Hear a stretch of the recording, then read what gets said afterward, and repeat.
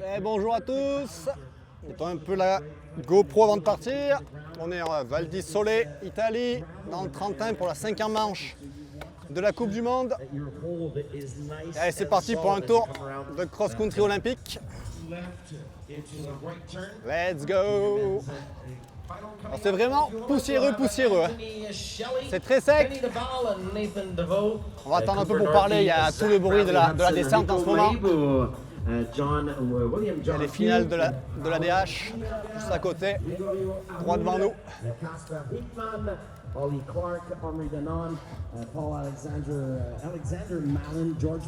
il y aura un start loop avant la boucle, donc un start loop qui se passe à droite. Le start loop, c'est exactement le short track du vendredi. Donc une boucle dans le champ très rapide qui dure 2 minutes. Et on s'engage ici pour attaquer le circuit. On va l'isoler. On s'engage dans le sens inverse du Four Cross, de l'arrivée du Four Cross d'hier. Là, il y a plusieurs lignes. Là, on se regarde dans la montée. Ça va vraiment jouer des coudes, notamment au premier tour. Le regard on enchaîne direct sur une piste gravel bien raide, bien sèche. Il faut trouver l'adhérence aujourd'hui. Val di Sole, c'est évidemment une piste qui commence à être mythique. Ça fait un paquet d'années qu'on vient. Il y a déjà eu 2 championnats du monde. Ce sera les championnats du monde l'an prochain, en 2026. Donc voilà, un circuit qui est un circuit très complet, hein. Très physique. Il y a de la pente, une belle section technique dans les bois et les descentes aussi un peu plus rapides. Donc voilà, il y a vraiment de tout. C'est pour la victoire, c'est pour un VT6 complet. Et puis évidemment, qui a le recordman de victoire ici, c'est Nino Schurter. Bon, on fera pas un dessin. Et alors on attaque dans cette première boucle. Il y a un peu 2 boucles. La première boucle qui va se passer dans les bois.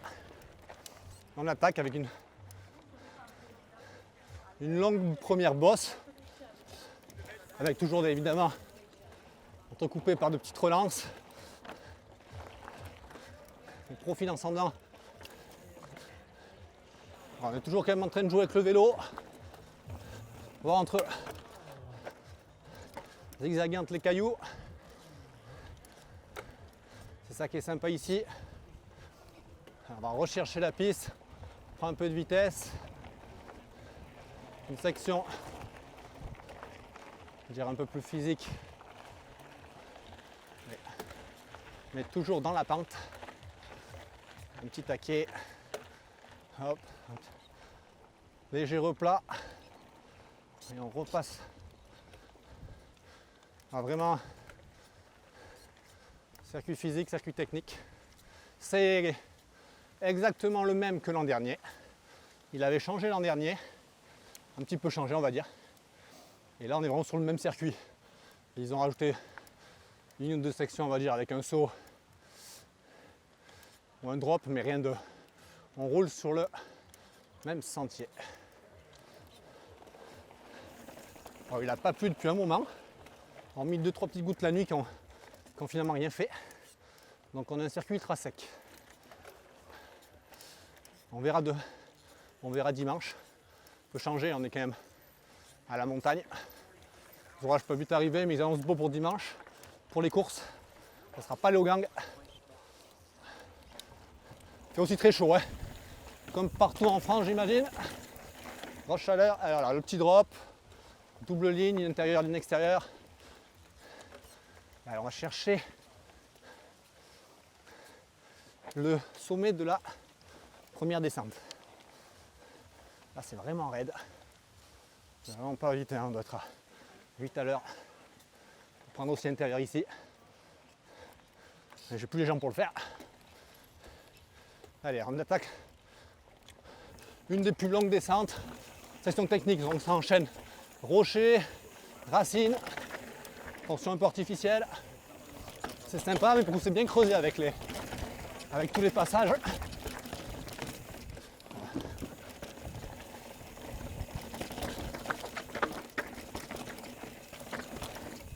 Allez, 2 lignes. Ligne A, ligne B.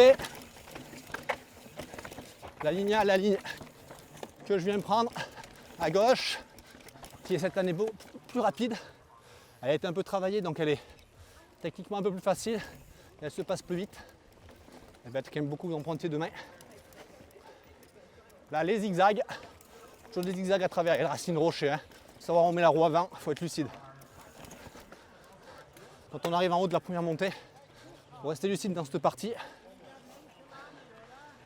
C'est vraiment pas facile. Petite remontée qui fait toujours mal, où l'adhérence est vraiment précaire. Petite remontée de 20 secondes, qui fait vraiment mal aux jambes. Et hop, on enchaîne le bas de la descente. Bon, avec là aussi pareil, plusieurs lignes on peut voir. Ça creuse aussi dans ce gros virage. On continue, on va aller chercher un beau drop là, un autre 2 drops et on arrive en zone technique. Là c'est la zone qu'on appelle technique, donc demain on verra seulement normalement pour les problèmes mécaniques, mais avec la chaleur du week-end, on aura le droit de se rafraîchir. Rafraîchir, ça veut dire seulement s'arroser bidon d'eau. Ce n'est pas ravitaillement. Bon, faut un peu interpréter le règlement, j'avoue, mais la montée, celle-là, a un peu changé. Ils l'ont vraiment travaillé artificiellement avec du virage relevé. Elle est beaucoup plus rapide que les autres années. Un poil moins raide. Voilà, ça tourne. On reste une allure régulière. L'ancienne était plus dans la pente, plus naturelle. Ça fait gagner, on va dire, un peu de temps sur le tour du circuit. Et ça reste dur. Ça reste difficile, pareil, pour autant.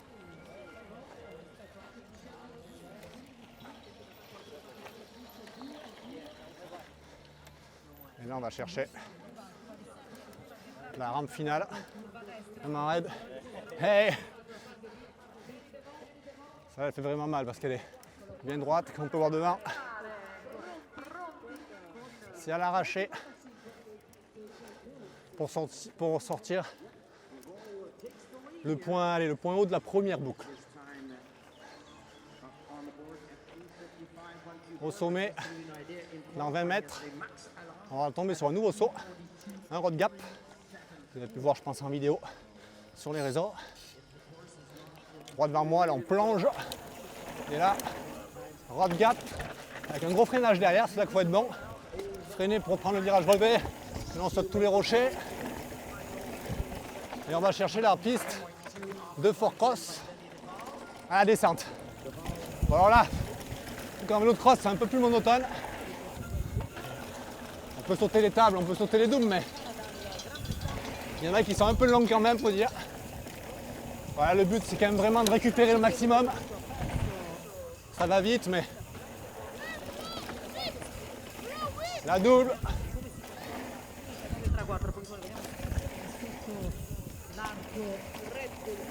Gros Fort Cross, on peut s'amuser un peu, ça va whipper évidemment. Petit step up. Dernière table.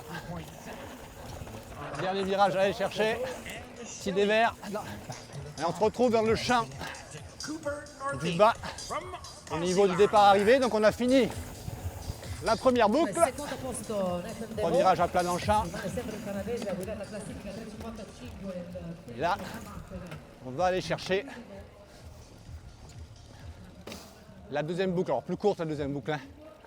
Ça va durer en course aux alentours de 3 minutes.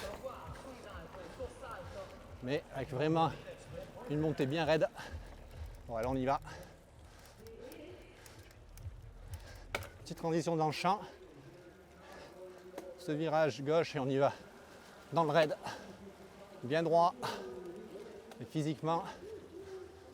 Après la première boucle qui vraiment demande des efforts à la fois physiques et de concentration. Celle-là, elle est vraiment... Là, on voit vite si on a les jambes ou pas. quand on renchaîne ici. C'est une montée à 20-25%. On utilise tout l'eau de la cassette. Ah, sauf moi, mais ça c'est... Je dis jamais tout l'eau de la cassette, j'ai pas le droit. C'est interdit par ma religion, c'est pour ça, mais... Non, je rigole, mais j'y suis. J'y suis tout en haut. Pas vraiment raide en plus. Le grip. Pas un top grip, c'est pas bien propre.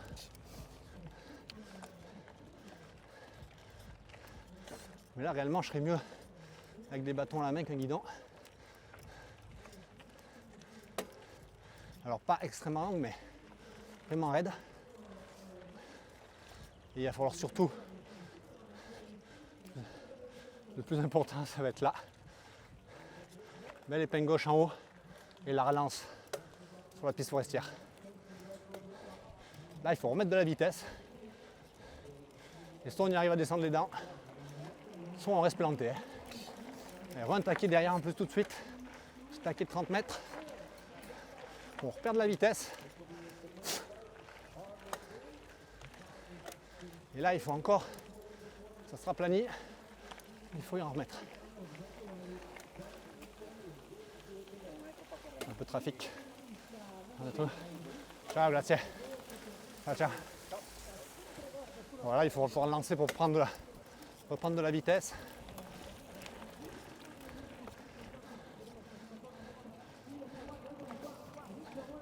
Il y a vraiment de la variation sur le circuit, c'est ça.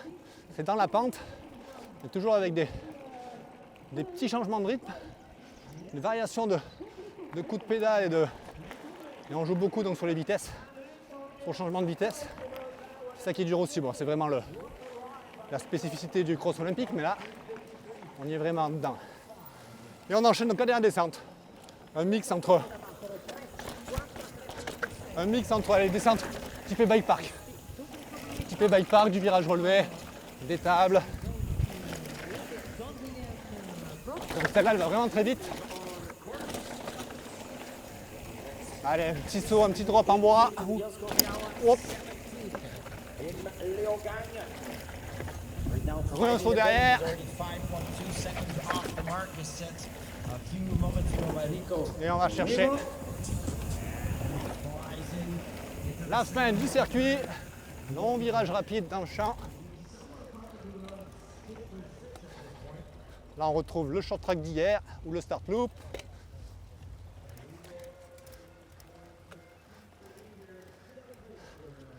Alors, on a vraiment ces deux boucles vraiment dures, vraiment difficiles, et avec une transition, comme souvent en ICO quand même, où on met évidemment la ligne de départ arrivée, et autour de ça, c'est une section souvent un peu plus plate. On peut se dérouler le short track aussi, qui est toujours un peu moins difficile. Donc il y a quand même une section toujours où il faut vraiment mettre du braquet, pas se laisser aller. Virage bien en dévers dans le champ, bien poussiéreux, on vient de perdre l'avant. Zone, alors la file zone à gauche, la ligne de course où je suis. C'est là qu'on pourra donc prendre à côté à gauche les bidons et les gels. Et hop, dernière ligne droite pour éventuellement un sprint final. Et ça ne sera pas impossible, comme on a pu voir un paquet de fois cette année. Voilà Val di Sole, circuit typique à ce qu'il est. Allez, profitez bien, ça va être une belle bagarre demain, autant chez les filles que chez les garçons.